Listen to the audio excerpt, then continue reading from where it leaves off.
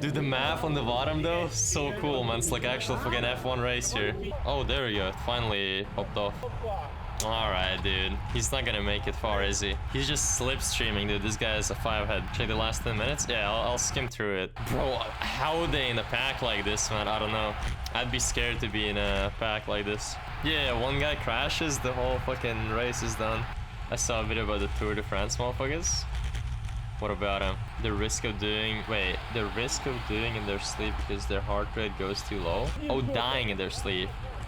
Jesus, I kind of want to watch it now. Oh shit, he's sneaking through. I would just block him, dude, honestly, if I was this guy. Just like I do in F1. I ain't passing my ass, dude, no shot. This is the final push here, man. Okay, a little bit of a slipstream. Cashing the DRS here. Yo, he's stuck in the middle now. He can't even escape. Okay, last minute here, last minute. Here comes the speed, man. Here comes the speed. There's no shot motherfucker actually goes 60 or 70 or something. Oh my god, what the fuck? Hey, yo! Oh my fucking god, 60 kilometers an hour. Yeah, they're like basically over exceeding the actual speed limit on the streets with a car. Bro, look at this fucker. Oh my god. Holy shit, that was a good race. That was a good race. Okay, let me check out this one, I think. Yeah. Why am I getting advertised Valorant? Can you be so fit? I should have clicked on the ad, wasted their money, dude. Well, let me see. However, their speed does not change the fact that in Antarctica there are 21 million penguins and in Malta there are 502,000 inhabitants. So if the penguins decide to invade Malta, each Maltese will have to fight 42 penguins. Yo, that's kind of crazy, actually. Imagine that happened. Okay, let's see. It's not really a question that personally keeps me up at night, but I did start to wonder why, over the last few decades, have so many cyclists died mysteriously in their sleep. Like most men... Dude, imagine dying in your sleep, that's fucked up. That's why I always did... That's why I always, before sleep, try to do everything, man. Watch every single YouTube video I recommended. Do all the other fucking useless entertaining shit, because what if you just die in sleep, man, and you don't wake up and then you're like, fuck man, I forgot to watch one video. Then what? You can't like fucking wake up anymore. Body to such extremes that his resting heart rate was only 34 beats per minute. Oh my god. When he slept, it could drop so low that his life was actually in danger. What is a normal heartbeat? I forgot.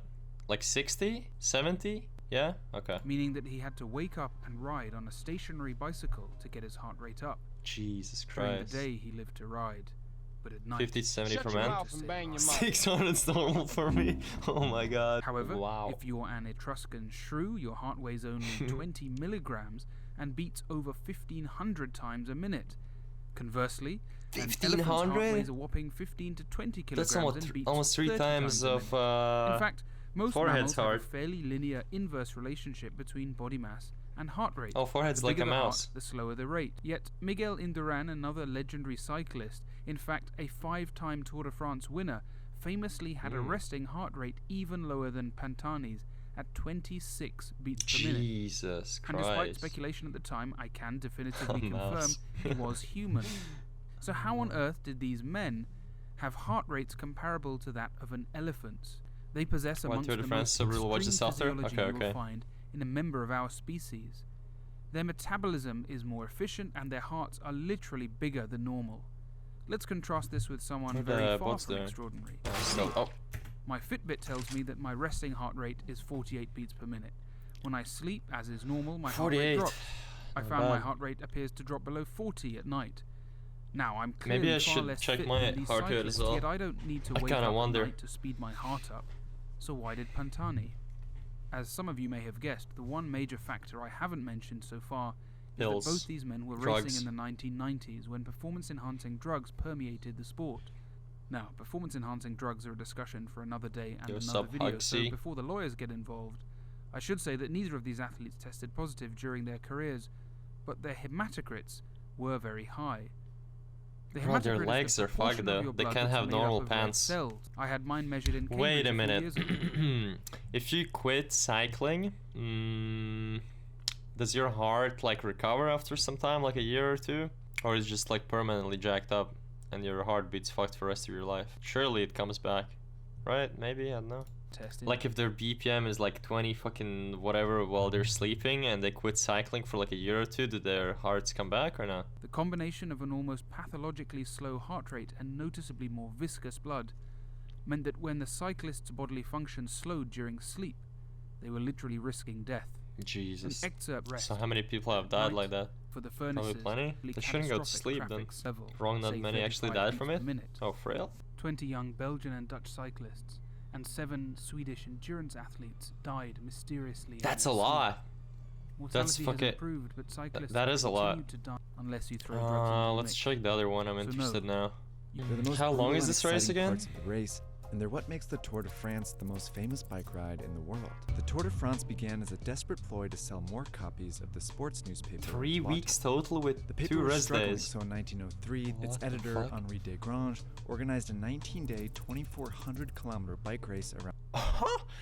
Jesus Christ, dude, 2.4K? 19 days. So I'm assuming they finish some kind of a stage and then they all just chill and sleep for a bit and then go ride again, or what? The country. It went on to become such a success that Lotto made it an annual event. Year after year, they added new routes That's to make probably the that tour too. more challenging and also Exhaustion more easily? interesting for Oh people yeah, to absolutely. follow. By 1908, Lotto's One a sales day. had more than doubled. Huh. Then, in 1910, one of Desgrange's riders, Alphonse Stenet, suggested adding a new twist to the route. The Tourmalet. 126 It was a kilometers brutal per day. 19-kilometer uphill climb, Jeez. ascending 1,400 That is nuts, meters dude. to That the is summit. nuts. To see if this was even possible, Stenz jumped in his car to make the climb. He drove up, but his car got stuck in the snow at the top. He suffered from hypothermia Oh damn, and nearly RIP. died. Oh But shit. nonetheless, he sent a telegram saying, Tourmalet crossed, very good road, perfectly passable. Okay, so the dude. Tourmalet made its debut in the 1910 Tour. French cyclist Octave Lapisse was the first to make the climb Yeah, successful, there, man. but he had to walk up some parts and famously called the officials assassins when he reached the summit. But he went on to win the whole tour, and his statue was placed at the top of the Tourmalet. Huge. Look at this little guy, dude. This fucking guy right here, dude. Homie barely can even stand up, man. Wait, was it that long back then as well? It was a bit shorter back then, maybe, no? Because that is crazy. Back in the days with their fucking shitty-ass, garbage-ass fucking cycles, literally no real way of training, no real way of gaining all the fucking muscle, having all the proper fucking food, vitamins, whatever else they fucking use. Finishing that race compared to now, it's insane. Back then it was 19 days and 126 kilometers average. Oh, okay. Since then, climbs became a staple of the Tour de France. This year, the route is made Though of on real shit, I can't fucking stand cyclists, dude. Like these actual tryhard motherfuckers. Like these guys right here, fucking hate them. Cause they always take up the whole fucking road on the goddamn road, man, when I'm driving my fucking car. Like, motherfucker, do you have nowhere else to ride? Jesus Christ. But when a rider stays close behind another, they're sheltered from much of that. So pedaling becomes much easier and they can keep up with the front riders. Interesting. The way to measure this is to look at how much power a cyclist generates. Pretty smart. Here at the front of the peloton, a Tour de France rider will generate at least 300 watts of power. I jumped on a Imagine me bike the to see what first, that yeah, feels fuck like. that. I'm just By leeching up. comparison, Yeah, but they're when a changing up rider is though. behind the lead in They're the changing peloton, up all the they time. only need to generate about 240 watts to move at the same speed. Holding 240 watts for 2 kilometers felt remarkably easier. So even though these two might finish a 200-kilometer flat stage at the same time, one is going to be way less tired than the other. That's why you see some of the Tour's best riders here in the back. They're drafting off their teammates, whose job it is to do the hard work now, Five so heads. that the team's best cyclist is rested for the most difficult part, 5 the heads, dude. mountains, where they'll have to be on their own. Oh, damn. When the peloton starts pedaling uphill, it slows down. At this stage, the race is less about fighting. On real shit though, I wouldn't help that teammate, dude. Just like an F1, man, you're all by yourself. Like, why is he so much better than you, man? Maybe I want to fucking finish first. Fuck that guy. I'm gonna leech off him. Wind resistance and more about gravity, which affects Getting all signed to a riders team the and they're same like, way. yeah, man, you gotta do the hard So now work. Yeah, every rider in exactly. the front What and the back fuck, man? needs to generate an I don't want to be extraordinary some amount of guy power that's to not keep up known pace. and known only for just, In you know, 2010, for instance, helping Danish out the cyclist best. Chris Anker Sorensen made it to the front of Oh, the pack no. on the Tourmalet. Oh my god, I thought him.